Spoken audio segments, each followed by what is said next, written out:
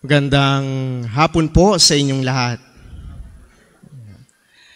Ang akin pong kasama ngayon, siya po ay isang diakono. Siya po ay kasama ng Mission Society of the Philippines. Servant of the Word. Sorry. Okay, siya po ay isang Vietnamese. Ayan. Okay. Ngayon po, sa ating pagninilay, napakayaman ng ating pagninilayan. At sinasabi natin na tayo ay pinagkatiwalaan ng Diyos.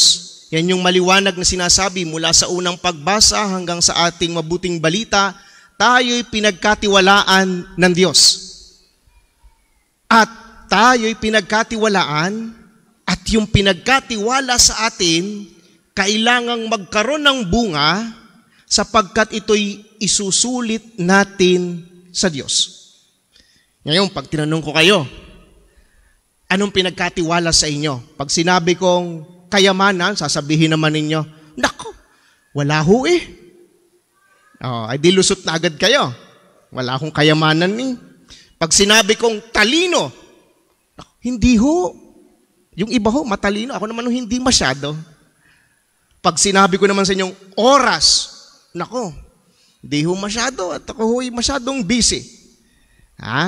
Ngayon, meron akong papakita sa inyo na pinagkatiwala sa atin ng Diyos na tayong lahat pantay-pantay at hindi pwedeng tumanggi ang sinuman na hindi siya meron nito o tumatanggap nito.